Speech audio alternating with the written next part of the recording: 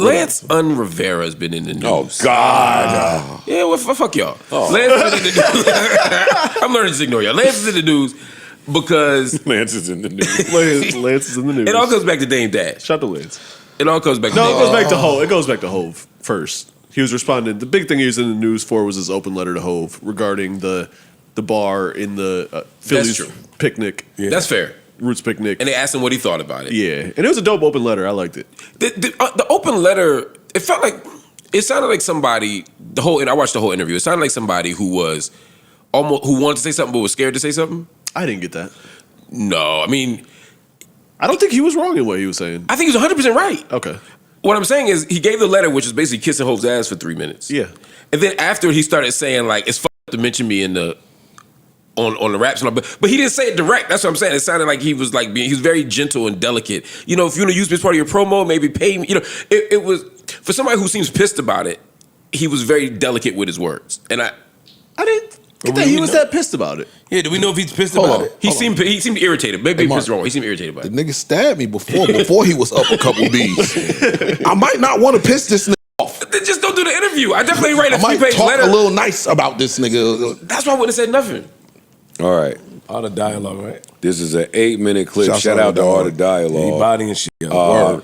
I'm skipping this heartfelt open letter that he wrote to Jay-Z because it's too positive for me. I'm not writing a 3-page letter to somebody who stabbed me. Fair. No, everything he said in the letter was Jay-Z, you're the man, you've helped so much, who you are. All true. Like he said a lot of good shit. But I still understand all you niggas can't know how cancel the brunches. Nah, let's go to the end. Let's see. Normal. That is. No, he's still reading. I think that what people need to understand is that most of Jay-Z's intentions is purely based on marketing. All right. I was part of the rollout for, the products that's going out right now in the streets. So, I fell victim to that. I'm used over and over again in that capacity. Like I said, from the beginning, it's always been about marketing. It's just that I continue to be the butt of the joke. So, he talks about trauma, but what about, my trauma? What about people who lived it trauma? That he keeps bringing it back up and back up. I would sound like a bitch. I mean, I understand marketing and promotions. You think it sounds like a bitch? If you want to send the message to your brand, I mouthed that so it wouldn't be said on air, but I'm fine with it. Yeah, you're dangerous, and you'll threaten to hurt people using me as an example of how dangerous you are. Just to sell products. Then that's up to him. I'm not against him making money, but like I said, he talks about trauma. All right, we got the point. Yeah, like I said, to me it sounds like somebody. I mean, I don't think he's doing this, but this just sounds like somebody who's wording lawsuit, like trying to. You know what I mean? I didn't get that vibe for it. What did you Neither did I. It sounded really mature and healed, honestly. And I think that he sounded like he was asking Jay-Z to be more healed when regarding me, the person that was a victim of your alleged assault. I agree. I'm not mad at that. Okay, maybe I'll just never be that healed. Okay, there's a new take. Say more. I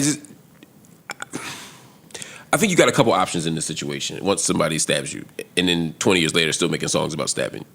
One is to just be above it all and not comment, which is what I would probably do if I'm him. Uh-huh.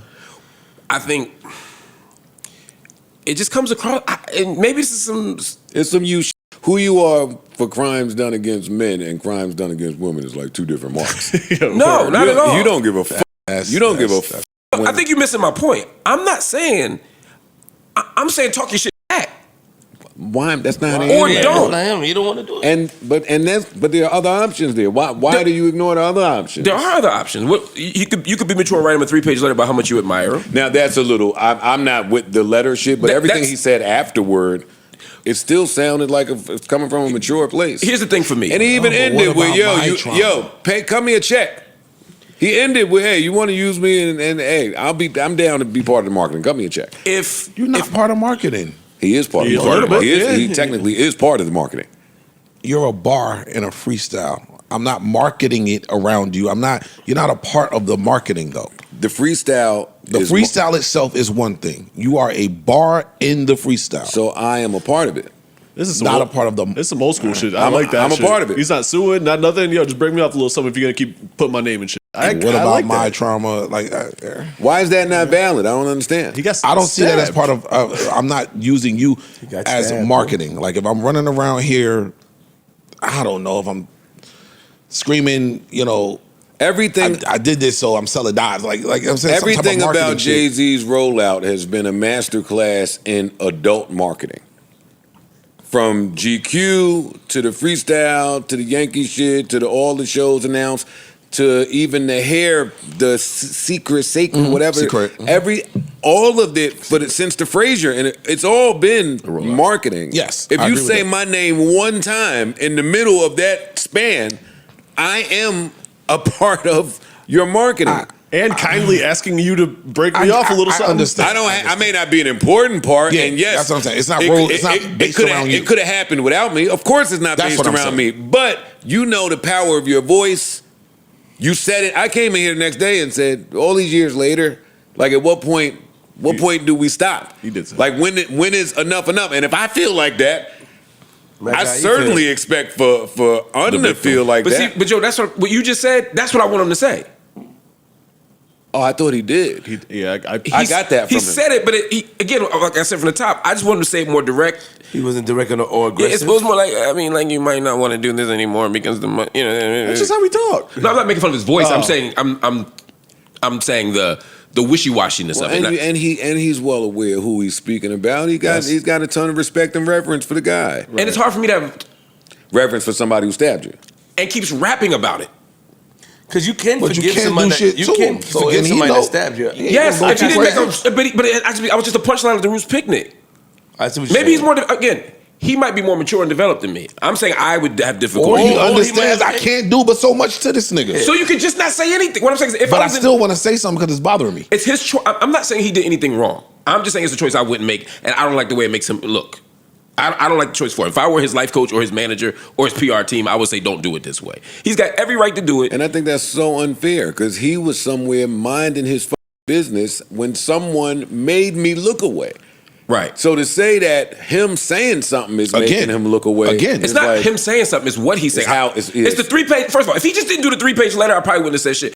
When I looked at that letter was nasty. I was driving back and I get it. I saw the headline. It was like, unresponds or claps back to Hove. And then it was like, Dear Hove, you are the greatest.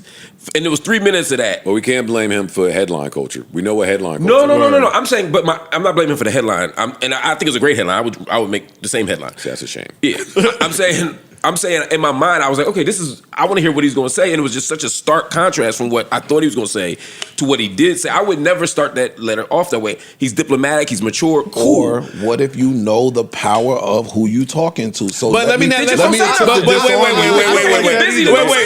hold up for a second, because we are talking about people with 30 and 35 years in the music business that have accomplished a whole lot of shit. Word. So this is not his first time appearing to be this professional and appearing to be this type of businessman. Yeah. We ain't really heard a whole bunch about. He handles himself. Yeah, we ain't heard he handles old school shit. Yeah, he handles himself a certain way. So, I mean, I'm not going to just pretend like, I feel like that's almost disrespectful to him. It is. And he gets a steak sometimes from where I get a steak from. I'm not going to do that to him. Yeah. Like, he is who he is still. We talking about Hove, but Un is who he is. Yeah.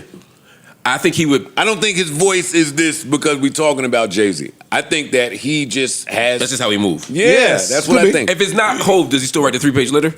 No, I'm not vouching for the 3-page letter. Because I will say that's probably. I'm saying that's why you start with the 3-page letter because it's Hove. Yeah, and that's the part. Let me let you know I'm not even coming to you on that type of time.